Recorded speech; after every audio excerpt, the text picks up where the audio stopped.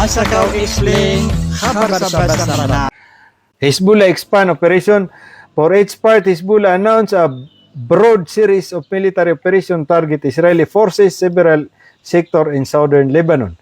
Piya kaya ulad at tigagyang kaya Hezbollah sudiran di ikapangatak sisagyang kaya southern Lebanon sa nga napiti barang nadarpa akatatagwan sa nga mga Israeli forces. According to statement issued by the group military media, resistance fighter launched repeated attacking against Israeli troop concentration and military vehicle throughout Friday. Mala kaya tido sa ngota Friday. Madakal ko natigyan na tanto. Military media resistance fighters launched repeated. Ay man niya na paulit-ulit agyang kaya di ka pangataka agyang kaya Hezbollah siko piti barangan katataguan siko mga sundero nagusudiran di ka pamagayan sa mga vehicle kaya pangatakaran sa mga military vehicle agyang kaya man niyan na Israel. At the same time, resistance fighters sealed at Israeli troop concentration in the Balo area near the outskirts of Hudata. So, madaklayatan to report agyang kaya kwan. Taman sa sang Hudata, san sa southern Lebanon, na piyang attack pa nagyang kaya Hezbollah. Eastern Zautar emerged as one of the principal. So, ginan mga pagarya, tanto ay madakal agyang kaya report agyang Hezbollah, ambos near Gaduri. Hezbollah also revealed details an operation giyaso inipon ko Thursday na taman ko Friday na aya miyatay. Ito na rin ito suminipostakan. Patpulo. Why? So inipon ko Thursday taman ko Friday 48 hours na patpulo amiyatay si ko mga Israeli. Di yung pedswema na niya naangal. Nakataya sa mga details yan kataya paman na Thursday night, Eastern outskirt, kaya pamagayan nira ni sa ko gagawi Why? According to the group military media, fighter established ambush koto. Adun ko pa namin yung mga establish na mga ambushes after monitoring the movement of advance of Israeli forces. So giyang ay Hezbollah na kompleto siran mabu. Ad na mga radar system iran, ayamanan niya na mga satellite iran. So yamanan niya na sukiyag damikiran agyang kayamanan niya na Hezbollah sa pasulid. Agyang kayamanan niyan na mga Israeli na piyamagayan ng sira nagyang kaya Hezbollah. So gito'y kada kalaki apaka betasiran. Ilaman. According to the group military media, fighter established an ambush after monitoring the movement of the advancing of the Israeli forces. So yamanan niya na piplanuan ni Iran. So kaya agdameran na madakla mga sunderusan, napiplanuan ni Iran, nagagawin na miya, in-establish Iran ang talangon na possible pagukita nagyang ayakuan Israeli forces na miya magayan si Iran nun. Na lolo ka sa kanare, nga mga RPG di mamagayan. Abag yung RPG tano si Abubudi pamopoka, agito na makaisa agito na ipsukubun man to. Ipsukubun na, nabangyar katano ay panggangon. Pakiotoron. Ito so RPG-CB na, ipsukero na. Adid na paltos yan. When the Israeli unit reached the designated area, ilaman, Hezbollah fighter detonated a number of explosive devices inflicting what the group described as a confirmed casualties. So sama no to na niya monitoriran nagyang na nakasuldag yung mala akasuldag yung mga Israel. So miyang establish agi ang mga Hezbollah sa yamanan niya na mga tunay ni landmine. Why? Aug yung utakuan. Uriya na tigino kaya pakasoldiran detonated na piyakang batuiran agi ang mga tanimabala na gitu kaya sabapan sa madaklam yang angal na gumiyamatay kiran. When the Israeli unit reached kauto.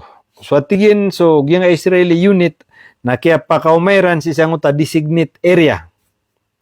Hezbollah fighter detonated a number of explosive devices. Naurano kaya paka pustwiran sang uta pustuan niran na piyakang beto detonated. Piyakang beto agyang kaya mga Hezbollah agyang ko to madakal ang mga kililibengiran san udi na tanim abumbayran san. Piyakang beto iran kaya sababan sa madakal tanto amiyatay na gumiyang ngal. Inflicting what group described as a confirmed casualties. Na agyang atigyan na manan niya na Israeli na confirm iran agyang kanan amiyang angal sa kanan amiyatero. Ay maulaw lay ni mga pagarya. Nagyang kaya di ba nutulag yung Al-Mayadin. Naguad man bu emanan yan na arako na Hezbollah sekreto. Na dataro to ay manan yan na adna mitido siran ro. Nagyang nga Hezbollah na diran ke-determine pera katay miyatay ro. Na ay mapneyawiran na so mga reporter agyang nga Israeli media mapneyaw agyang kaya Army Radio report Nasanja Peter Ira nagito mambu i-report agyang Al-Mayadin i-report agyang Hezbollah. So yamanan yan na sokakyate aka mo monitor ako ron na mangambus sira ni manto na dira ni maptero ay sa tama na maptero ira na miyangambus kami imanto. Oa. Wid na mapita na mapanutulag yung Al-Mayadin udi nang yung mga channel iran sa Israel akata sumya matay. Nag-YouTube pa na may report. So, sa akin na, convince ako, sa agyang kaya dito na Hezbollah, i-report agyang Al-Mayadin News Agency. The resistance said Israeli forces subsequently evacuated their casualties under heavy smoke cover while launching a airstrike and artillery attack on surrounding areas. So, oriyan natigin ang uta, kaya pa kang bubatuang uta mga tanay mabumba, na miya ka atras, ilaman. The resistance said, subsequently atigin, oriano to, evacuated their casualties under heavy. So, kaya mabato to, aringan mambugi nga Hezbollah, ay manan niya na mga rocket, bomba, naguyamanan niya na drone, na miya kang babato siran sa mga smoke grenade. Na dumati na miya ka mas helicopter, miya paruran siran nun. So, sudyup kilitan sa salide na gito. Ay manan yan na mga smoke grenade. So, Peter aging Hezbollah, oriyan natigin o kaya panimba kami kira na kaya babatuan ng mga detonated landmine na miya ka rabong so smoke. Oay. Na manan yan na miya ka awasiran sa ngutwa. Derpa asyong waniran. Meanwhile, Israeli media outlet published a new assessment regarding the growing impact of drone warfare on battlefield.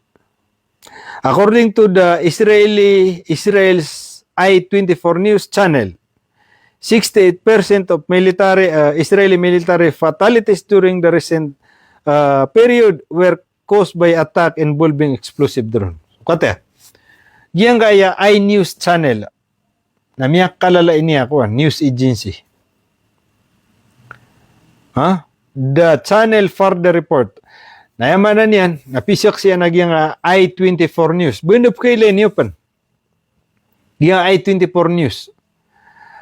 Na 86% kon, upupamatay na, upupangangal ko mga Israeli, saan nga nadigatido sa Lebanon na aya pupakapatay kiran, na kasaba pa nun nga aya drone.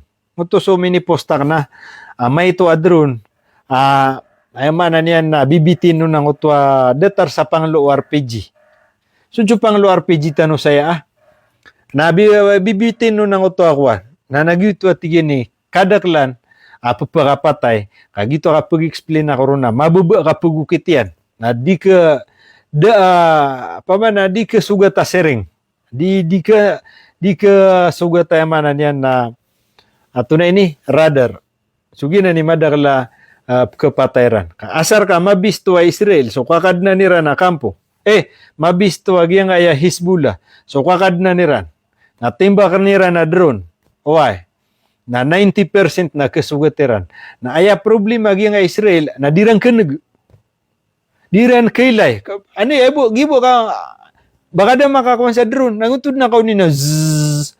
Na problema dirang ato nanda pa kapon. So gina ni kaya tayo marisang anakuan. Perhaps, A channel further reported approximately 38% of Israeli military injury resulted from drone that successfully penetrated Israeli airspace. Kauto. Ay manan yan, nasa konso 38% pupumatay, pupungangal sa giyang na Israeli, pitero pa nga I-24 News. Pagkailan ni Waya ka sublu na anamaputi I-24 News. Malay niya news agency. Gyan natigin na 38% pumatay san, ay pagkapatay na drone. Kadiran kagdaman. Agyang kaya bagwa drone na Hezbollah. Successfully penetrated airspace. Na ay man niya na pagka-cross sa agyang kaya country Israel, adi keditek. So kabasa korkano ayap keditek na so sapuro. Nakaigiin na kapag ukitian na banga budi kakawa. Oy, nagina ni sa bapa di keditek, nagipakalangang kerat. Perhaps most significantly, I-24 News reported that the more than 90% of Israeli soldiers wounded since April 17 cases were injured in attack involving explosive drone. Kauto. May panutul pa na I-24 News. Aswatigyan so 90%. Ilaman no to almost langon.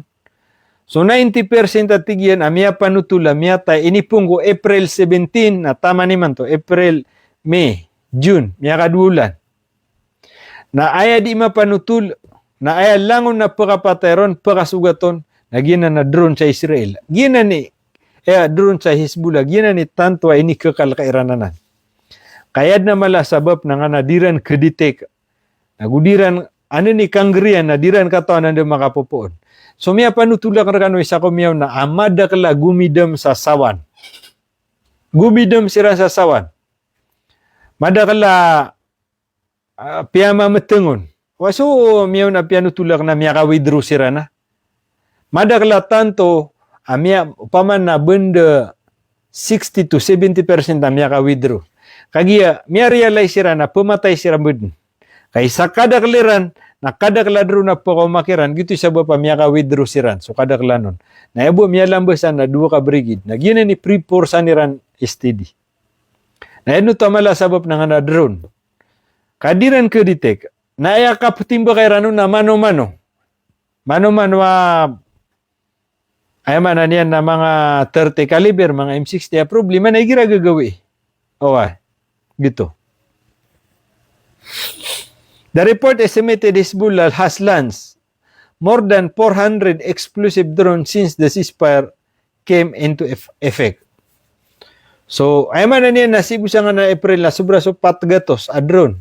Ay man na niya na miniting bagiransan. Continue Israel attack. The military development unfolded as Israeli attack strike continue across the southern Lebanon. Al-Mayadin correspondent reported numerous Israeli attack targeting Natabi. Madakla tigin na ingid apiyang atakagiyang nga Israel. Ay man yan na nabati kifar madakla dite ni pataw na derpa. Abasi Majdal Zun. Why? So ay man yan naging siyawte maningid naging ni popukosan aging mga Israeli. Aging na sudya kanu ditero na siyawte man na municipality. Amid dekat sa matagusan na boundary. Nagyan ni kabaya agi nga Israel ang makaawasan. Nagyan ni tototokan ni ranon. Why? So although sama na miyang adasan nga na mga residente, ugid na kabaya agi nga Israel, why? Na kakadna ni ran. Kudna ni ran nga para dakundin. Ugid na piano tuliran, nagibo ka kud niya meron, na ba person, da pakaputuan ni ran, pakaputu ni ran sa nataw. Kaya Peter agi nga Israel, adima ni ran si sagyang kaya Lebanon. Na 15 kilometers away from the yan na border na kailangan na tiga Israel ng bakante. Awain niyo. Yan ni problema san. Aad na border, nakabaya Israel na tiginawa, awa kanusan.